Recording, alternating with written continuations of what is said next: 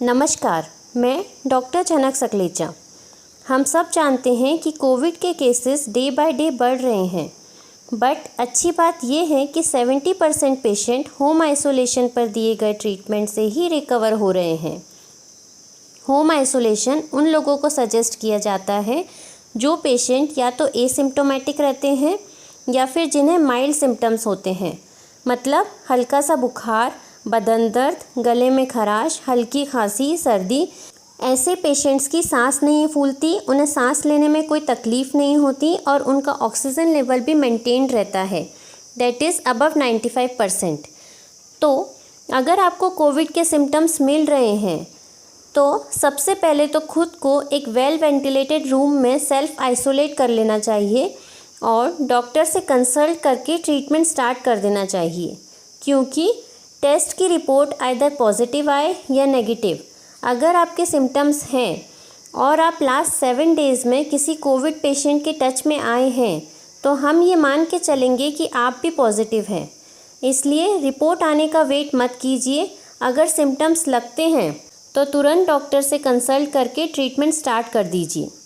अगर डॉक्टर को आपके सिम्टम्स माइल्ड लगेंगे तो वो आपको होम आइसोलेशन पे रख के ट्रीटमेंट स्टार्ट करेंगे। चलिए, अब होम आइसोलेशन के दौरान आपको क्या क्या करना है वो हम डिस्कस करेंगे। हम इसे 5 पॉइंट्स में डिस्कस करेंगे। फर्स्ट है मॉनिटरिंग योरसेल्फ, सेकंड है डाइट, थर्ड एक्सरसाइज और yoga, fourth hygiene, fifth emergency arrangement.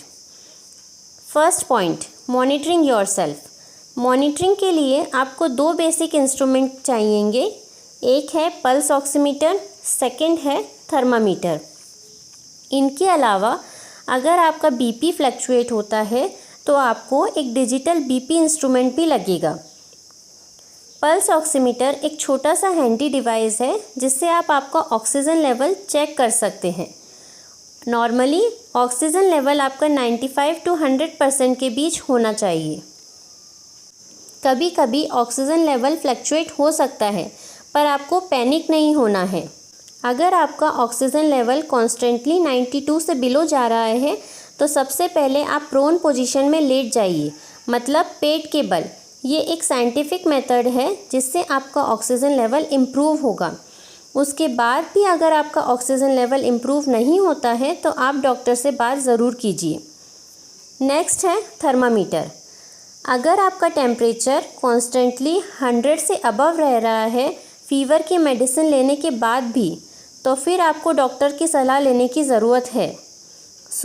इन दोनों इंस्ट्रूमेंट से आपको आपका ऑक्सीजन लेवल और टेम्परेचर हर 6-6 घंटे में चेक करते रहना है और एक रिकॉर्ड मेंटेन करना है।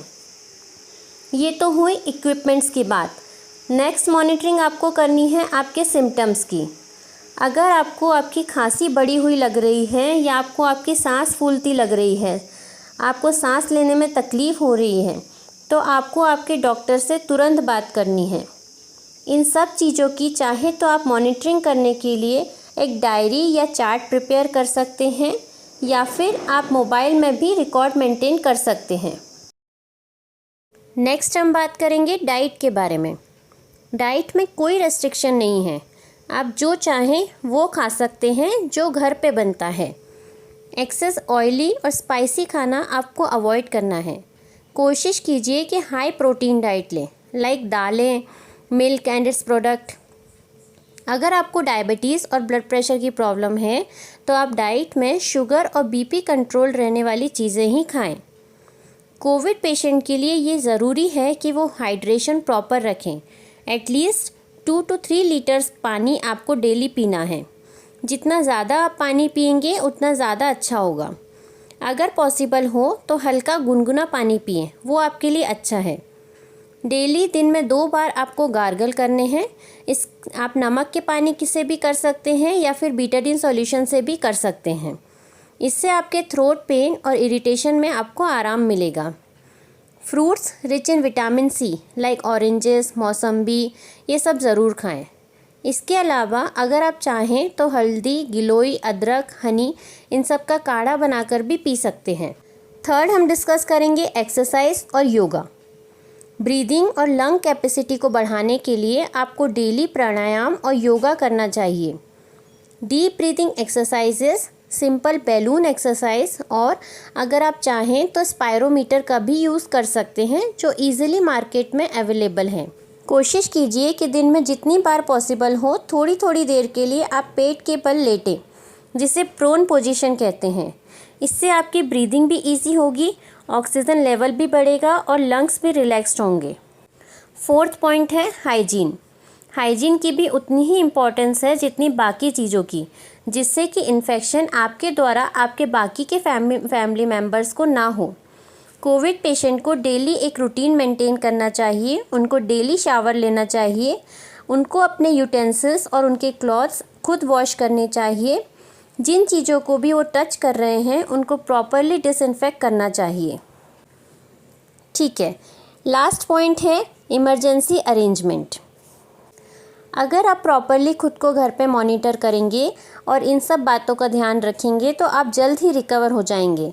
But in case of emergency अगर पॉसिबल हो तो आपको 3 चीज़ें अरेंज करके रखनी है: ऑक्सीजन सिलेंडर या फिर oxygen concentrator and nasal cannula, ताकि अगर बाय चांस आपको कोई प्रॉब्लम होती है और हॉस्पिटल में बेड्स अवेलेबल नहीं होते तो आप डॉक्टर के बताए इंस्ट्रक्शन के द्वारा घर पे ही ऑक्सीजन सप्लाई स्टार्ट कर सकें। ये थी कुछ टिप्स। आई होप इस वीडियो से आपको हेल्प मिले। अगर आपकी कोई भी क्वेरी हो तो आप कमेंट सेक्शन में मुझे कमेंट करके ज़रूर पूछें। मिलते हैं नेक्स्ट वीडियो में। Till then take care, be healthy and safe. Thank you so much.